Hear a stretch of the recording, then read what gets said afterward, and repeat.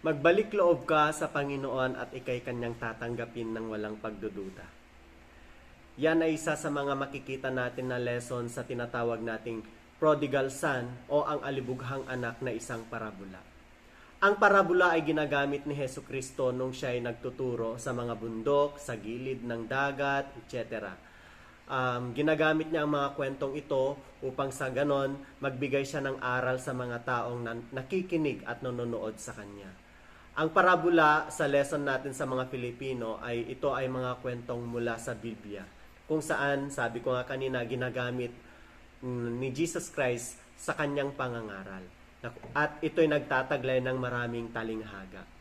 Hayaan ninyong basahin ko sa inyo ang isa sa mga sikat na parabola mula sa Biblia. Ito ay ang tinatawag nating The Prodigal Son o ang alibughang anak, na makikita natin sa aklat ng Lucas chapter 15 verses 11 to 32.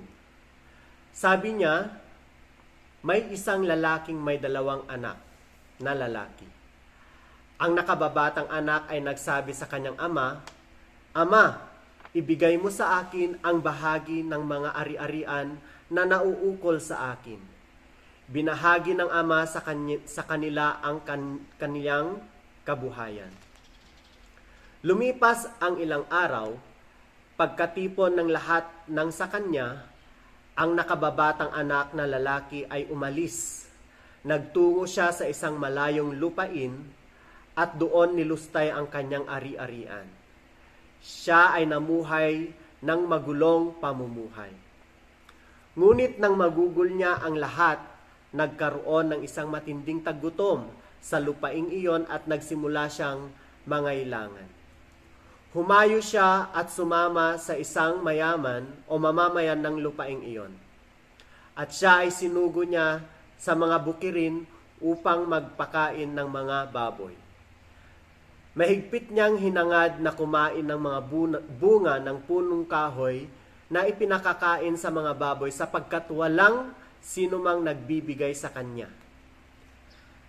Nang manauli ang kanyang kaisipan, sinabi niya, "Ang aking ama ay may maraming upahang utusan. Sagana sila sa tinapay, samantalang ako ay namamatay dahil sa gutom. Tatayo ako at pupunta ako sa aking ama. Sasabihin ko sa kanya, Ama, nagkasala ako laban sa langit at sa iyong paningin. Hindi na ako karapat-dapat na tawagin mong anak. Gawin mo akong isa sa iyong mga upahang utusan." Sa pagtayo niya, pumunta siya sa kanyang ama, ngunit malayo pa siya ay nakita na niya ang kanyang ama na ito ay nahahabag sa kanya. Ang ama ay tumakbo at niyakap at hinagkan siya. Sinabi ng anak sa kanya, "Ama, nagkasala ako laban sa langit at sa iyong paningin.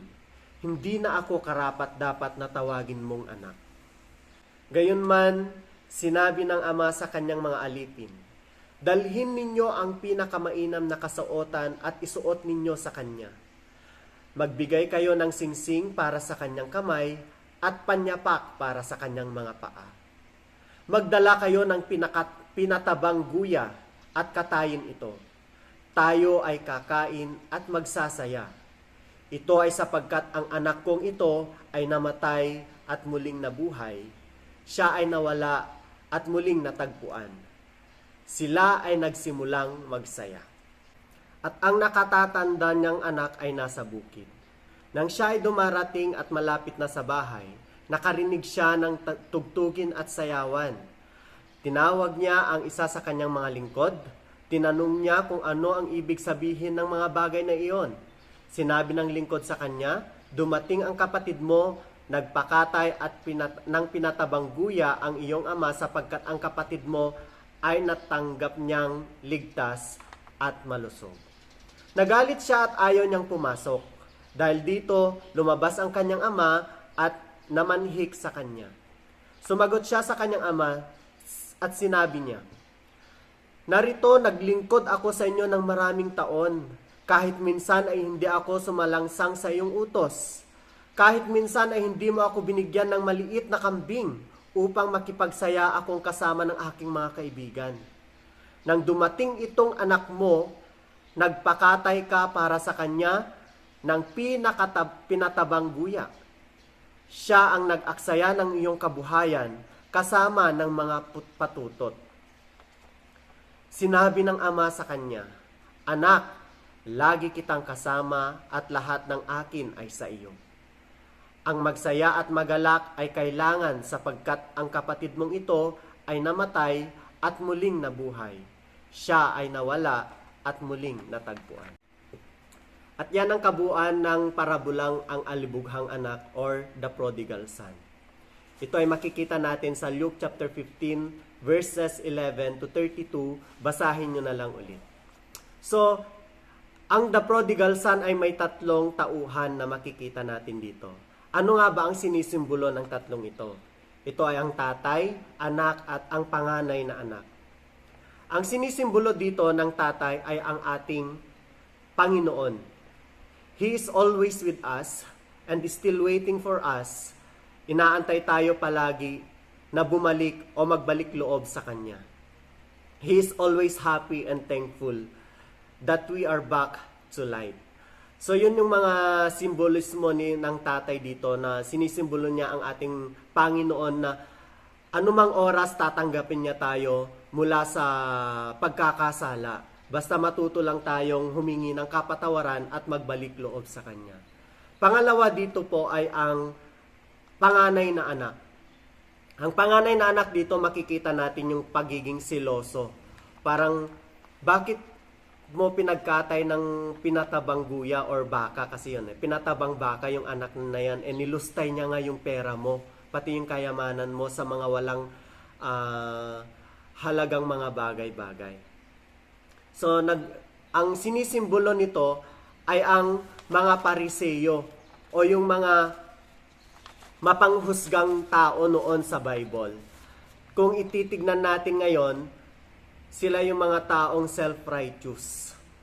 Na kung saan ang tingin nila sa kanilang mga sarili ay matuwid, makadiyos at hindi nagkakasala. Na parang isinisisi nila, ako, palagi ako sa church, mabuti akong tao, wala akong kasalanan, hindi ako yung mga hipokrito, yun na lang yung sabihin nilang natin. Kaya kung minsan bulag siya o bulag sila sa katotohanan na nakikita lang nila yung mga sarili nila, na akala nila sila lang palagi ang tama. At ang panghuli dito po ay ang anak o yung bunsong anak. Ang sinisimbolo nito ay ang mga taong makasalanan. Tayo na makasalanan. Isinasali ko po ang aking sarili sapagkat hindi ako excuse dito. Hindi po ako matuwid na tao. Isasali ko dito ang aking sarili sapagkat alam ko sa sarili ko na ako rin ay makasalanan. Isa lang ang hindi nagkasala kasi si Jesus Christ, di ba? Kung sa tingin mo, you are not worthy anymore, no ti panagkitam iti bagim ket managbasol unay, di ba? Managbasol unay. Adu tinaaramidam nga maikaniwas ket kaslat tiriknam ket adyahaan ka nga maibilang iti apo or hindi ka nakasali sa Diyos, hindi ka na maihinhan ka maibilangin nga anak iti Diyos. Nagkamali ka or mali dayta nga panagkitam itabagim. Nulaing tiriknam ket no tiriknam kit kayat mo ti agbabawi iti basbasol mo. Tapuso ken kaungam ket kayat mo agsubli kina Apo Diyos.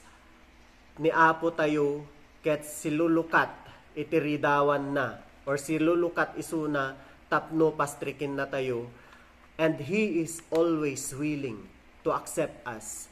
He is willing to accept us as a part of His family. Gaya ng ginawa ng kanyang ama sa kanyang anak dun sa ating kwento na alibughang anak. Imbes sana na magagalit siya, parang alam na niya na babalik ang anak niya. Babalik siya at hihingi ng kapatawaran. Ganon din sa ating mga buhay, sa mga nangyayari sa atin. Alam ko, lahat tayo nakakagawa ng kasalanan. Wala sa atin ang holy. Alam ko, may mga nagagawa tayong hindi maganda, na kung saan ang tingin na natin sa ating sarili, hindi na tayo karapat-dapat na tawaging anak ng Diyos. Hindi na tayo karapat-dapat na pumasok sa church. 'Di ba? Pero kung hahayaan mong mangyari yon sa'yo, hahayaan mo lang na lumayo ang pakiramdam mo sa Panginoon, lalayo ka talaga. Ikaw ay tuluyan ng mawawala sa pagkakahawak sa'yo ng Panginoon. Hindi niya tayo binibitawan. Kailanman ang Panginoon ay hindi tayo bibitawan. Bagkos kung minsan kasi tayo yung bumibitaw. At bilang mga tao dito sa mundong ito, matuto tayong magpakumbaba at humingi ng kapatawaran upang sa ganon maibalik tayo sa kanyang kanlungan. Maibalik tayo muli sa kanyang pag-aari bilang anak ng Diyos at bilang bahagi ng kanyang pamilya. Yun lamang po at sana'y nagustuhan ninyo ang video na ito. At kung nagustuhan nyo nga po, maaari nyo siyang i-share at mabless din ang bawat isa na makakapanood. Yun lamang and God bless po sa ating lahat.